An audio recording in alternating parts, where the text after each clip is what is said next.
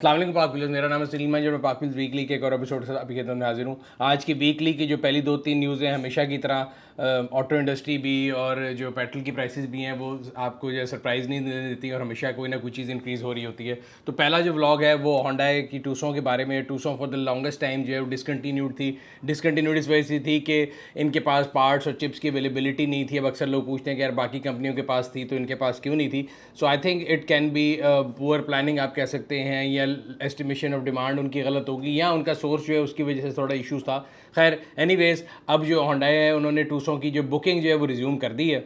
और जब इन्होंने प्राइस इंक्रीज़ नहीं की थी, अभी आपको याद होगा तो मैं ये कहता था कि ये एक जो कहते हैं ना एक कंपैटिव मूव भी हो सकती है, बिकॉज गाड़ी अवेलेबल नहीं थी। स्पोर्टेज ने प्राइस इंक्रीज़ कर दी थी और इन्होंने नहीं की थी, तो लोग कह रहे थे कि यार ये बड़ी अच्छी गाड़ी है और ये प्राइस इंक्रीज़ नहीं कर रहे हैं। उनको तब भी ये कहा था कि गाड़ी जब मिलेगी तब उसकी प्राइस होती है, जो चीज़ मार्केट में अवेलेबल नहीं उसकी कोई प्राइस नहीं है। अगर आप अपनी गाड़ी बेचना चाहते हैं तो पार्क व्हील्स पर अभी ऐड लगाएं।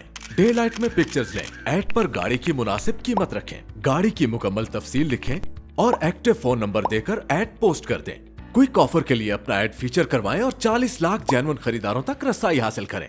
सो अब ये फाइनली गाड़ी मार्केट में बुकिंग के लिए दोबारा आ गई है टूसों, और उसकी जो प्राइसेज हैं उन्होंने बढ़ा दी है। तकरीबन 3 लाख रुपए का इजाफा किया गया है। और जो बेस वेरिएंट था जिसको फ्रंट व्हील ड्राइव कहते हैं वो 5799 का हो चुका है। जो ऑल व्हील ड्राइव वेरिएंट है वो 3 लाख के इजाफे के साथ 6299 का हो चुका है। अच्छा, एक और बड़ी मज़े की बात ये है कि मैं पिछले दिनों इत्तेफाक हुआ कि होंडा के एक दो दोस्तों ने बोला कि जी होंडा की डीलरशिप पे जाके टूसों देखनी है, तो पता लगा जी किसी डीलरशिप पे टूसों नहीं है। और रीज़न जो है उसकी बड़ी अजीब सी है कि जी वो एक डील जो है ना कस्टमर, उनकी डिलीवरी लेट थी तो वो इस्लामाबाद में डीलरशिप पे गाड़ी खड़ी थी, वो उसके अंदर आके बैठ गए, he refuse to get off. तो अगर इस रीज़न की वजह से गाड़ियाँ डिस्प्ले से गायब होना शुरू हो जाएँ तो मेरा ख्याल है इस तरह तो सारे शोरूमों से सारे मॉडल ही गायब हो जाएंगे। So company has to think also again, अगर किसी ने बुक करानी है तो वो उसको आके एक्सपीरियंस करेगा।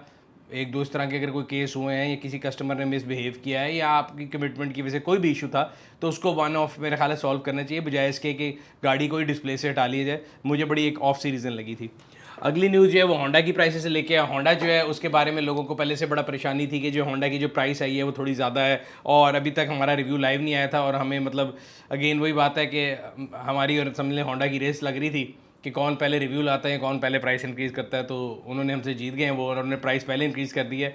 By the way, park wheels के ऊपर अगर आप देखना चाहते हैं तो होंडा सिविक 11 जनरेशन है वो आरएस जो है उसका रिव्यू इस टाइम पे लाइव है, और आप जाके इस लिंक पे क्लिक करके देख सकते हैं। काफ़ी हम लोगों ने टाइम लगा के मेहनत से आप लोगों के लिए रिव्यू बनाया। एंड अगेन मैं आपको हमेशा बताता हूँ कि गाड़ी को चला के उसको जिम्मेदारी से आपको बताता हूँ, बजाय इसके किसी शोरूम में जाके फर्स्ट लुक आपको बता दूँ और उसके बाद आप लोग जब गाड़ी लें तो आप कहेंगे यार इसमें तो बड़े सरप्राइज हैं। सो मैंने ये कोशिश की है कि उसके तमाम जो है ना पहलू, उसकी स्पीड, उसकी एक्सिलरेशन, ब्रेक, फ्यूल एवरेज, हर चीज़, and again value to money wise वो कैसी है, इसको जानने के लिए आप हमारा जो रिव्यू है वो देख सकते हैं। खैर फिलहाल बात हो रही थी होंडा की प्राइस इंक्रीज़ की। सो होंडा ने जब 11 जनरेशन लॉन्च की तो लोगों को था कि यार इसकी प्राइस थोड़ी ज़्यादा है, ऑन अ हायर साइड है। हमारी एक्सपेक्टेशन थी कि जी 52 की होगी, लेकिन वो जो हाईएस्ट वेरिएंट था वो 62 तक चला गया था। बट अब जो एकदम सरप्राइजिंग सा प्राइस इंक्रीज़ है, बिकॉज मुझे ये लग रहा था कि होंडा ने अभी जो प्राइसेस निकाली हैं उसके बाद तो डॉलर में कोई खास जो फ़र्क नहीं पड़ा, ना दुनिया में फ्रेट का फ़र्क पड़ा है। सो मेरे लिए थोड़ी सी सरप्राइजिंग थी वो बात, बिकॉज बाकी ऑटो मैन्युफैक्चर जो हैं उनका कहना ये है और होंडा का कहना भी ये है कि जी इंटरनेशनल फ्रेट बढ़ गया है, कमोडिटी प्राइसेस बढ़ गई हैं और इसी तरह डॉलर ऊपर चला गया है। बट अगर मैं याद करूँ, होंडा का जब लॉन्च हुआ था वो तकरीबन पिछले महीने था, और तब जो डॉलर है और आज डॉलर के अंदर 1.5 से 2 रुपये का फ़र्क है। I assume and I suppose कि जो भी प्राइसिंग कर रहा था उसने डॉलर जो है वो उसी रेट के ऊपर नहीं बल्कि हाई रेट के ऊपर जो है एस्टिमेट करके प्राइस निकाली होगी। येट इस दौड़ में होंडा किसी से पीछे नहीं है, और प्राइस इंक्रीज़ जो है वो मतलब काफ़ी ज़्यादा है। अगर प्राइस इंक्रीज़ की डिफरेंट वेरिएंट्स वाइज बात करें तो अगर हम सिटी के तमाम वेरिएंट्स की बात करें तो अक्रॉस द जो वेरिएंट्स है मेरा ख्याल है सबसे ज़्यादा प्राइस इंक्रीज़ तकरीबन 4 लाख रुपए हुआ है, वो 1.2 जो मैनुअल सिटी है उसमें हुआ है, और जो ऑटोमेटिक है उनमें तकरीबन 3 लाख और 2,95,000 रुपये का इंक्रीज़ किया गया है। इस तरह BRV की प्राइस की अगर बात करें वो 3,90,000 इंक्रीज़ है। और इस तरह सिविक का जो टॉप वेरिएंट है वो RS है, जिसका हम लोगों ने रिव्यू आप लोगों के लिए किया है, उसकी प्राइस तकरीबन 3.5 लाख रुपये इंक्रीज़ कर दी गई है। अब अगेन जब आपको प्राइस वैल्यू टू मनी की बात बता रहे होंगे रिव्यू के अंदर, तो आप उसके अंदर ये एडजस्टमेंट खुद ही कर लें कि 3.5 लाख रुपये बढ़ चुकी है। ये वैसे प्राइस इंक्रीज़ जो है मैंने आपको पिछले हफ्ते, बल्कि हफ्ते से तकरीबन ज़्यादा हो गए, जब टोयोटा का प्राइस इंक्रीज़ हुआ था उससे पहले ही बताया था कि ये तमाम गाड़ियों की प्राइस इंक्रीज़ एक्सपेक्टेड है। और अभी आने वाले दिनों में जो मेरे पास इन्फॉर्मेशन है उसके मुताबिक होंडा की जो टूसों के अलावा बाकी वेरिएंट है उनकी प्राइस भी इंक्रीज़ होने जा रही है। इसी तरह सुजुकी के बारे में भी थोड़ी बहुत इन्फॉर्मेशन है बट कंफर्म नहीं है येट। अगेन जो मुल्क के हालात चल रहे थे, मैंने आपको कहा था कि गवर्नमेंट खोले खा रही है, जमहूरियत हचकोले खा रही है और उसके साथ साथ ये जो प्राइसेस हैं ये भी हचकोले खा रही हैं। और जिसी तरह हम आगे चलते जाएंगे आपको अंदाज़ा होता जाएगा। तो अगली न्यूज़ है वो होंडा मोटरसाइकिल्स को लेके। होंडा मोटरसाइकिल की जो प्राइसेस हैं उनको भी बढ़ा दिया गया है। अगेन उसकी रीज़न जो है वो भी ये दी गई कि डॉलर प्राइस बढ़ गई है और कमोडिटी की प्राइसेस बढ़ गई हैं। रीज़न अब मेरा ख्याल है आप लोग और मैं ज़बानी याद कर लें, बिकॉज जो मर्जी रीज़न हो, रीज़न आपको यही मिल रही है कि डॉलर इंक्रीज़ हो गया है और कमोडिटी की प्राइस इंक्रीज़ हो गई है और कोविड आ गया है। अल्लाह का शुक्र है अल्हम्दुलिल्लाह दुनिया से कोविड-19 ख़त्म हो गया है, रिसेशन भी ख़त्म हो गई है, लेकिन ऑटो इंडस्ट्री या जो फ्रेट्स है दुनिया में वो भी इतना नॉर्मलाइज होने शुरू नहीं हुए। लेकिन उम्मीद करते हैं कि आने वाले दिनों में वो नॉर्मलाइज हो जाएंगे। बट मैं भी इधर हूँ और आप भी इधर हैं। मैंने आज तक पाकिस्तान में गाड़ियों की प्राइस में डिक्रीज़ कभी नहीं देखा, हमेशा इंक्रीज़ देखा है। गवर्नमेंट ने टैक्स कम किया था एफईडी की वजह से, तो डिक्रीज़ हुआ था, वो भी वापस ले लिया गवर्नमेंट ने। प्राइस इंक्रीज़ हुई, उसके बाद उन्होंने कहा जी अगर वो कर रहे हैं तो हम भी पीछे नहीं रहेंगे। और अब ये मोटरसाइकिल की प्राइसेज जो है मेरा ख्याल है इस साल में छठी दफ़ा बढ़ी हैं और ये 2-2, 3-3 हज़ार रुपये करके प्राइसेज जो है बढ़ती जा रही हैं। और CD70 जो है वो तकरीबन 99,900 के ऊपर आके खड़ी हो गई है और उसकी सेंचुरी जो है वो तकरीबन होने वाली है। इसी तरह अगर आप CD70 ड्रीम की बात करेंगे तो वो ऑलरेडी जो है 1,04,500 पे पहुंच चुकी है और वो 1 लाख उसके अंदर तकरीबन 2,000 का इजाफा कर दिया, वो 1,06,000 पे चली गई है। इसी तरह अगर आप बात करें 125 की तो 125 जो है वो तकरीबन 3,600 रुपये का उसमें इजाफा कर दिया गया है। अभी आम गाड़ी वालों को शायद लग रहा होगा ये पागल हो गए, 5,000-3,600 की इंक्रीज़ की बात कर रहे हैं, हम तो लाखों में करते हैं। बट फॉर अ कार और फॉर अ बाइक जिसकी प्राइस ही 1 लाख रुपये थी, उसमें आप 3,000 रुपये का मतलब है उसको जो तकरीबन 3% का इजाफा आपने उसमें कर दिया है। अगेन ये अनफॉर्चुनेट है और मेरे ख्याल से मैं हमेशा ये आवाज़ उठाता रहूँगा कि गवर्नमेंट को ये रूल ज़रूर लाना चाहिए कि जिस तरह अगर आप किसी रेस्टोरेंट में जाते हैं, अगले दिन सब्ज़ी की प्राइस भी बढ़ी होगी, घी की भी बढ़ी होगी, तेल की भी बढ़ी होगी, लेकिन जिस टाइम आप खाना खाने जाते हैं आपका और उसका सर्विस प्रोवाइडर का कॉन्ट्रैक्ट है कि वो आपको उसी दिन के जो रेट है उस पर खाना देगा जो उसने मेन्यू पर लिखा है। इसी तरह अगर ऑटो मैन्युफैक्चरर है या बाइक मैन्युफैक्चर कर रहा है, गाड़ी कर रहा है, उनका जो मेन्यू कार्ड या ऑफर कार्ड है उसके अंदर जब वो आपको गाड़ी की प्राइस ऑफर कर रहे हैं और आपसे बुकिंग ले रहे हैं तो उनको पता होना चाहिए कि हमारे पास कितने अरसे का स्टॉक पड़ा है और हम कितनी बुकिंग ले सकते हैं। उससे ऊपर क्यों बुकिंग ही ना लें। बिकॉज मुझे ये लगता है अभी तो मुझे रिसेंट पास्ट में कोई बंदा ही नहीं पता कि जिसने गाड़ी बुक कराई हो उस प्राइस पर उसको गाड़ी भी मिल गई हो। तो ये तो बड़ा अच्छा तरीका है कि आप एक सस्ती प्राइस दिखा के लोगों से बुकिंग ले लें, कस्टमर को लॉक इन कर लें और फिर जब वो आपसे साथ फंस जाए बेचारा तो आप प्राइस बढ़ाई जाएँ। उसके जवाब ये देते हैं कि जी आपने PBO साइन किया है और उसमें लिखा हुआ है। तो ये तो एक अजीब सी बात है। अगर आप क्रेडिट कार्ड ले रहे हो या कोई ऐसी चीज़ ले रहे हो, फाइन प्रिंट्स कोई नहीं पड़ता। और आपको जो सेलमैन होता है वो भी कई जगह पे ऐसा हुआ है, अक्सर लोग जो हैं वो बता रहे हैं कि जी सेल्स की जो है उन्होंने कहा जी आप पूरी पेमेंट कर दें आपकी प्राइस लॉक हो जाएगी, और जब प्राइस बढ़ जाती है तो उनको PBO खोल के दिखाते हैं कि जी हम क्या करें। तो इसलिए मेरे ख्याल से गवर्नमेंट को ये पॉलिसी ज़रूर बतानी चाहिए। देखें, government can not control prices, ये एक प्रॉफिट मेकिंग बिजनेस है, उनकी मर्जी है, वो जो मर्जी प्राइस चार्ज करें। बट कॉन्ट्रैक्ट के अंदर और कंपटीशन की अगर क्लॉजेस को अगर आप देखें, और कंपटीशन कमीशन पाकिस्तान के लिए भी मेरे ख्याल सब्जेक्ट है कि आप जब गाड़ी की एक प्राइस ऑफर कर रहे हैं और आप एक कॉन्ट्रैक्ट में आ गए हैं, मेरे ख्याल से गवर्नमेंट को और जो दूसरे इदारे हैं उनको ये करना चाहिए, जो भी रेगुलेटर हैं, कि वो ऑटो मैन्युफैक्चरर को इस बात पे रिस्ट्रिक्ट कर सकते हैं कि आपके पास जितनी जो है ना कैपेसिटी या जितनी प्रोडक्शन की चीज़ें पड़ी हुई हैं और आप प्रिडिक्ट कर सकते हैं, बिकॉज आपके पास भी कंप्यूटर्स होंगे, आपके पास भी एक्सेल शीट होंगी, और ये तो नहीं कि आज आप सौदा बाज़ार से लेके आते हैं और गाड़ी बना देते हैं। आपके पास एडवांस जो बुकिंग होती होगी पार्ट्स की भी और सारी कमोडिटीज़ की भी।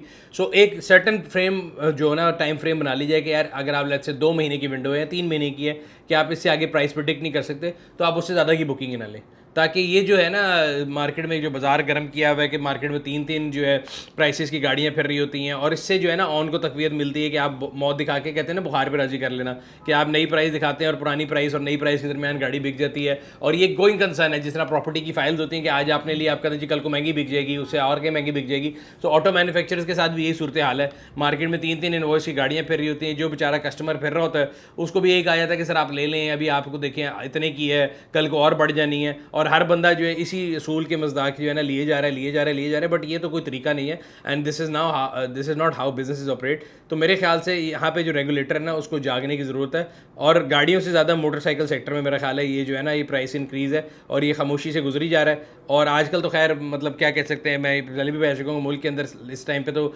ऐसा लगता है कि हुकूमत नाम की कोई चीज़ नहीं है, बिकॉज वो अपने आप को बचाने में लगे हुए हैं और आवाम जो है वो टीवी के अंदर ख़बरें देख के, टॉक शो देख के बिज़ी हैं, और ये खामोशी के साथ साथ प्राइसेस इंक्रीज़ हो जाती हैं। और अभी एक और प्राइस इंक्रीज जो है कि एक्सपेक्टेड है, क्योंकि मैंने आपको पहले ही बताया था जो पेट्रोल की प्राइसेस हैं वो ग्लोबली हाई हैं, डॉलर भी हाई पे है, और गवर्नमेंट ने जो रिलीफ एक दिया हुआ है लोगों को, उसको आप पॉलिटिकल स्टेप कह लें या जो भी चीज़ कह लें, उसकी वजह से अभी तक वो वहीं पे कायम है। आगे मुल्क में अगर पॉलिटिकल हालात चेंज होते हैं या कोई भी चीज़ जो है चेंज होती है, तो सबसे पहली चीज़ जो आपको तोहफे में मिलेगी वो मेरा ख्याल है महंगाई होगी। और महंगाई किस फॉर्म में होगी कि सबसे पहले जो है ना आपके ऊपर पेट्रोल जो बॉम्ब गिरेगा, बिकॉज कोई भी अगर और आएगा तो उसको भी फ़िलहाल ये प्राइस बढ़ानी पड़ेगी। रीज़न ये है कि ये जो प्राइसेस गवर्नमेंट हमें अभी दे रही है, मैं बार बार कहता हूँ कि हमें इसको ज़िम्मेदारी से इस्तेमाल करना चाहिए, बिकॉज इसके अंदर हर लीटर के साथ गवर्नमेंट ऑफ पाकिस्तान हमें सब्सिडी दे रही है। और आज अगर हम रियलिस्टिक प्राइस पर चले जाएंगे तो डॉलर के और जो इंटरनेशनल फ्यूल रेट्स हैं उसके मुताबिक आज के रेट के अंदर तकरीबन 15 से 16 रुपये मिनिमम पर लीटर ऐड होगा। अगली जो न्यूज़ है वो किया स्टॉनिक के बारे में है। अक्सर हमारे यहाँ पे ना ऑटो मैन्युफैक्चरर्स जब गाड़ी लॉन्च करते हैं उसके थोड़े अरसे बाद फिगर्स आना शुरू हो जाते हैं कि यार इस गाड़ी के इतने जो है यूनिट बिक गए, इस गाड़ी के इतने यूनिट बिक गए। अब आजकल एक नया आया है, कल मैं पढ़ रहा था पाक व्हील्स के ऊपर ही कि जी 31,000 कस्टमर जो है उन्होंने विज़िट किया। अब एक अजीब सी बात ये है कि उसके लिए था मेरा ख्याल है ओशान X7 के लिए। सो ये कोई क्राइटेरिया मेरे ख्याल से नहीं है, मैं ऑब्जेक्टिवली देख रहा था इस आर्टिकल को, कि इससे ये कोई मतलब नहीं है कि गाड़ी बहुत सक्सेस हो गई ना। ये अगर फ़र्ज़ करें गाड़ी को देखने के लिए कम लोग आते हैं कि वो फेल हो गई, ये तो एक फुटफॉल है कि आपने लेट्स से कैसी मार्केटिंग की, आपने कैसी ऑन फ्लोर एक्टिविटी की, तो आपके पास कितने कस्टमर आ गए। अब कोविड के दिनों में अगर शोरूम नहीं खुले थे और फुटफॉल नहीं था तो क्या गाड़ियाँ नहीं बिक रही थी? तो मेरे ख्याल से ये तो क्राइटेरिया बड़ा अजीब सा है जिसको लेके मार्केट किया जाता है कि जी इतने लोग विजिट कर लिए। इस तरह हमारे दोस्त जो होंडा में है, ख़ास तौर पे मैं देखता हूँ हमेशा होंडा की जो मार्केटिंग स्ट्रेटजी मुझे नज़र आती है वो ये होती है कि जी वो कहते हैं ना पंजाबी में थोड़ डाल के उसकी वैल्यू करो, या अंग्रेज़ी में अगर कहते हैं जिस cost of resource creates its value. तो जब आप होंडा नई कोई भी आती है, बेशक वो सिटी हो या सिविक हो, पहले दिन पता लगता है कि जी बुकिंग खुली है, फिर आप अगले दिन जाते हैं फिर पता लगता है जी वो 1 साल की बुकिंग होगी, और आहिस्ता आहिस्ता 2-3 महीने बाद उस गुब्बारे से हवा निकल जाती है। जो साल की बुकिंग है वो फिर आहिस्ता आहिस्ता पीछे आने शुरू होती है। तो मुझे लगता है कि more of a marketing tactic है, बट ये फेल्ड मार्केटिंग टैक्टिक है, बिकॉज अगर मैं एक कंज्यूमर हूँ और मुझे पता लगता है कि एक गाड़ी अगले साल फरवरी में मिलनी है, तो मेरा नहीं ख्याल कि मैं उसको लेने में इंटरेस्टेड हूँ। मैं कहूँगा यार जो मार्केट में और इतनी ऑप्शन है, बिकॉज मार्केट में अब कोई एक चॉइस नहीं है, मल्टीपल चॉइस है। और ख़ास तौर पे अगर सिविक की प्राइस देखी जाए 66 लाख के अंदर आपके पास पूरी एक लाइन है क्रॉसओवर्स की भी, आप वो ले सकते हैं, या सेडान भी सारी उस प्राइस बजट में आ जाती हैं। तो मेरे ख्याल से ये पुराने ज़माने के मार्केटिंग टैक्टिक है और इससे हमें आगे निकलना चाहिए। खैर बात और थी किया स्टॉनिक की, तो किया स्टॉनिक के 1300 के करीब यूनिट जो है वो बिक चुके हैं। इसके बारे में भी रिपोर्ट्स आई थी और डिफरेंट जो है सोशल मीडिया पेजेस पे चल रहा था। हमने किया कि जो ऑफिशियल्स हैं उनसे पूछा था और अभी तक उनकी तरफ से कोई जवाब नहीं आया। We hope to hear from them soon, तो जो ही आएगा हम आपसे बताएंगे। काफ़ी अरसे से बाय द वे किया स्टॉनिक का जो रिव्यू है वो डिले का शिकार था, बिकॉज मैं खुद जो हूँ काफ़ी ज़्यादा पहले तो कोविड हो गया, उसके बाद चीज़ों में फंस गया और फिर अगेन काफ़ी रैलीज़ बीच में आ गई, तो ऐसी रूटीन थी कि जिसकी वजह से वो रिव्यू बन नहीं पा रहा था और फाइनली हो रहा था।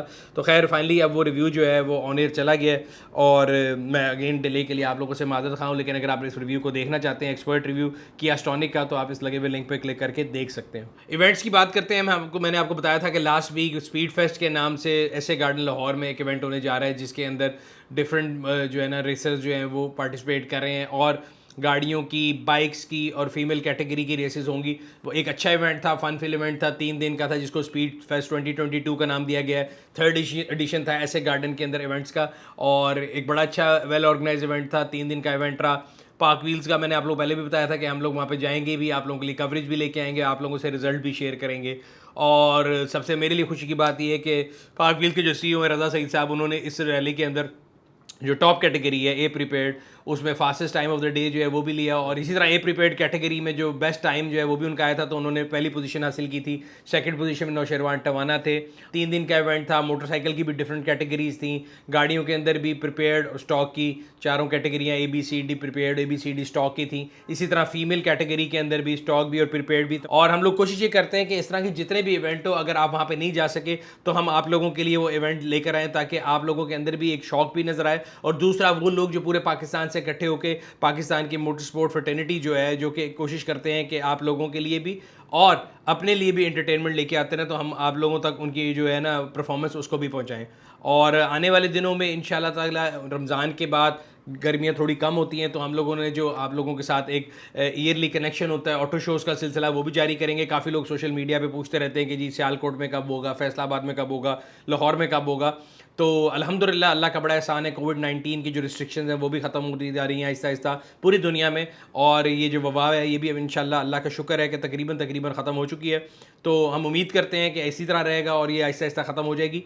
तो हम अपने जो ऑटो शोज़ का सिलसिला है वो भी रिज़्यूम करेंगे और आप लोगों को जो है अब साथ-साथ अपने सोशल मीडिया के थ्रू, अपने फेसबुक पेज के थ्रू या पाक व्हील्स के ऊपर भी और हमारे यूट्यूब चैनल के ऊपर भी आपको इसकी इन्फॉर्मेशन देते रहेंगे। पाक व्हील्स ऑटो स्टोर के मैसेज की तरफ चलते हैं। गर्मी जो है वो बड़ी स्पीड से एकदम आ रही है और मैं आप लोगों को हमेशा बताता हूँ कि अपनी गाड़ी को जो है ना गर्मी के लिहाज से आप लोग जो है ना उसका जैसे कहते हैं ना होमवर्क पूरा कर लें।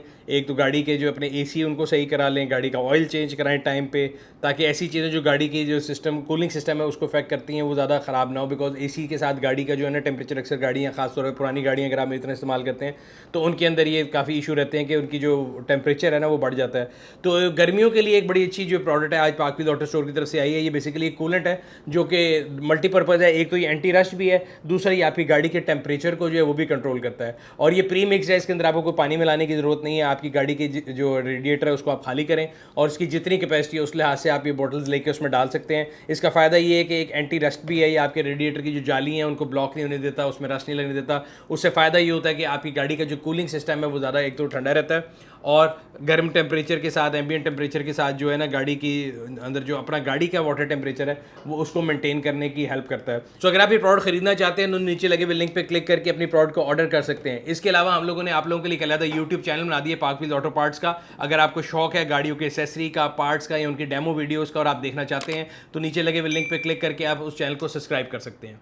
आखिर में चलते हैं पब्लिक सर्विस मैसेज की तरफ। रमज़ान की आमद है, रहमतों का महीना आ रहा है और साथ साथ जो है गर्मी जो है उसकी भी आमद है। तो मैं आप लोगों को हमेशा की तरह ये बताऊंगा कि कोशिश करें कि एक तो अगेन रमज़ान के शुरू के दिनों में हम लोगों को, क्योंकि अगेन हम इंसान है, हमारे जो है ना एडेप्शन में थोड़ा टाइम लगता है। तो मैंने देखा है कि लोगों के अंदर जो पेशेंस लेवल है वो थोड़ा कम होता है, सड़कों पर रोड रेज बढ़ जाती है और ख़ास तौर पर अफ्तारी के टाइम के ऊपर जो लोग हैं ना उन्होंने रश क्रिएट किया होता है और हर किसी को जल्दी होती है। और जो रोज़े का बेसिकली जिस्ट है ना कि हम अपने अंदर सब्र पैदा करें, लोग उसकी नफ़ी कर रहे होते हैं। तो कोशिश ये करें अपनी गाड़ी के अंदर एक पानी की बोतल रख लें और साथ खजूर रख लें। अगर आप शाम को लेट निकल रहे हैं दफ्तर से या किसी काम से या कहीं भी जा रहे हैं तो आप सड़क पे अगर आपका रोज़ा खुल जाता है तो आप आराम से रोज़ा को इफ्तार करके और फिर अपनी मंजिल मकसूद तक पहुँच के रोज़े को इफ्तार कर सकते हैं, नमाज अदा कर सकते हैं। लेकिन इसका ये मतलब कहीं नहीं है कि आप सड़क के ऊपर गाड़ी जो है वो ऐसे चलाएं कि दूसरों के लिए भी ख़तरा बने, अपने लिए भी ख़तरा बने। और ये मैंने अपने तकरीबन पूरी लाइफ में मैंने ये देखा कि रमज़ान के वक्त, रमज़ान में ख़ास तौर पर इफ्तारी के वक्त ये बहुत ज़्यादा जो है ना ट्रैफिक अजीब सी हो जाती है।